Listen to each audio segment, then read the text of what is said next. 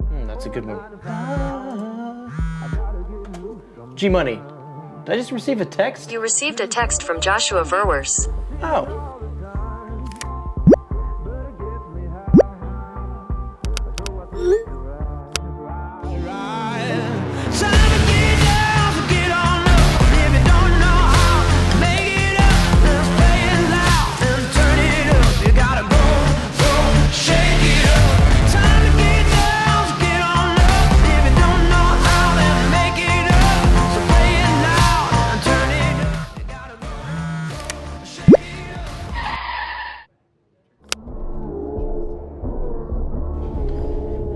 Worship outside the church. Outside the church. All right. From the top. Okay, G-Money, what is worship? Worship is defined as the feeling of reverence and adoration for a deity. But I feel like it's more than that, Jared. Worship can be so much more. I think you've got something there, G-Money. She's right. She's always right. The vlog pastors have done an amazing job of communicating to us what worship is and how they do it. Dennis reminded us that we were created to worship. In Romans chapter 12, verse 1, present your bodies as a living sacrifice, holy and acceptable to God, which is your spiritual worship.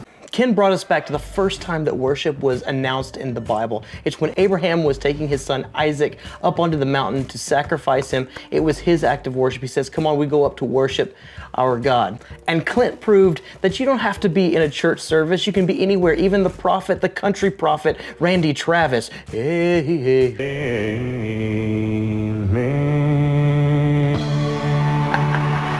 All the pastors did a fantastic job of defining what worship is and how they interact with it. I want to take it in a new direction of what worship can be and how worship can shape you in the future. Worship's really cool because worship has the ability to change environments, to absolutely wreck everything that you had going on previous in a good way. What first comes to my mind is when the kingdom of heaven comes in, you feel the tangible shift, you feel the tangible change. You are privy to the presence of God invading a space, and all of a sudden where there was doubt and despair and anger, there's joy. I specifically think of a time when I was editing some photos for a client and the guy wanted them to look a certain way, and I just wasn't getting it. I'm not really a photographer. I don't consider myself a photographer. I barely dabble in videography. Stress and pressure, and I was frustrated, and I'm like, I'm just not getting it. And I had some music on in the background, and I became aware of what was washing over me, and I was listening to the words, and it was a song by Carrie Job and somebody else, and they were singing The Blessing. And this is some footage. It's kind of embarrassing to kind of reflect on this and share this with you guys. Apparently, yes, that's my face when I'm getting wrecked and encountered by God, and He's speaking to my soul, my very being, that He loves me. And I decided in that moment, the reason that I'm showing this to you is because it's why I actually do what I do. It's right then that God encountered me in worship. He showed me something. I don't ever want to create for the man. I want to create because my Creator told me to, or I want to create because I'm made in the image of Him and I'm doing what my dad does. I just saw this song that was given to these people to sing, and I thought, I think I can do the same thing with pictures and video. Time to put it up. It's getting weird. Real talk. I'm boxed in, I'm trying to make the best of a weird situation. These guys, they're in the road. There's a thing here when you have cows that you throw cubes out, and so they want to come towards the car. These guys are no different, stuck. Filming this vlog, stuck in my car. They ain't going anywhere. Where are they going? Nowhere, that's where they're going. While we're stuck in the car, and obviously this is not according to my agenda because I wanted to come in here and shoot some pretty B-roll, but now I'm gonna sit in my car for a minute. They're not dangerous, I'm just stuck. I think that's the second part of worship, not the frustrating side. That's not, worship isn't frustrating, but worship does have a way of putting things in order and in perspective.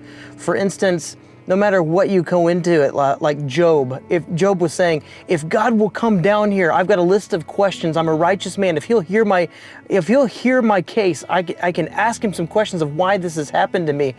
And there's something amazing that happens whenever God shows up. When God shows up, We slap our hands over our mouths, we get in the dirt, and we have no more questions because we're in the presence of someone incredible. And that's exactly what happened to Job. He knew his place. No matter what had happened to him, no matter what was going wrong, what was going right in his world, when God showed up, that's it.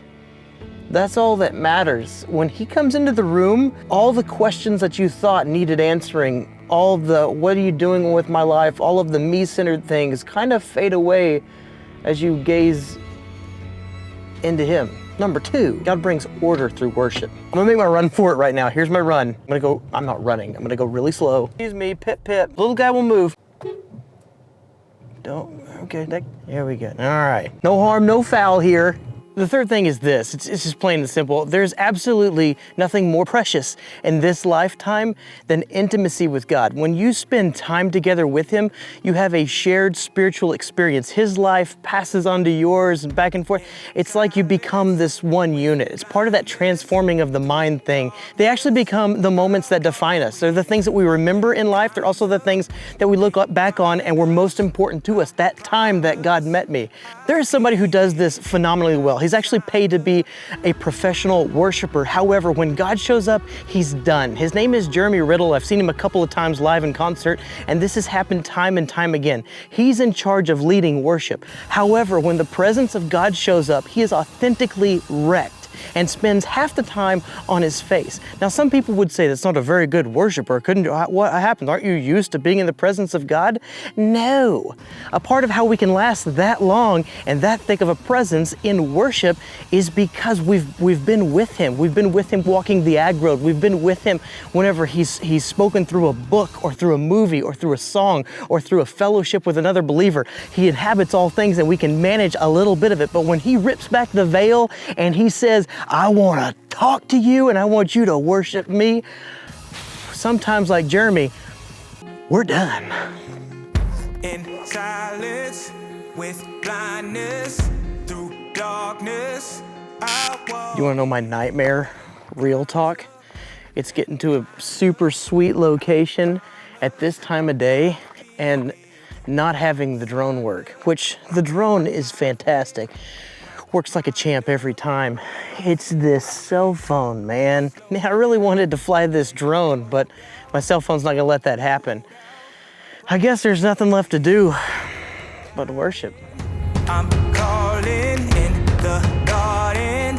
I wait for you on eggshells. When the crowds fade and the opinions cease and all of the views stop rolling in, we'll be left with one thing. We'll be left with the imprint of his fingerprint in worship.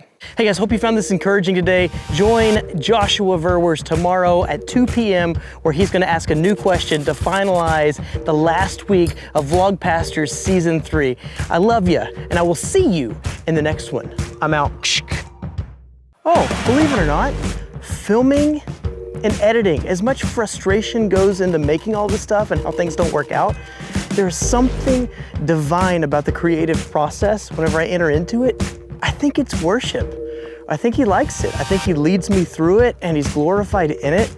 That's what I want to do. I want to make things that last. It's worship.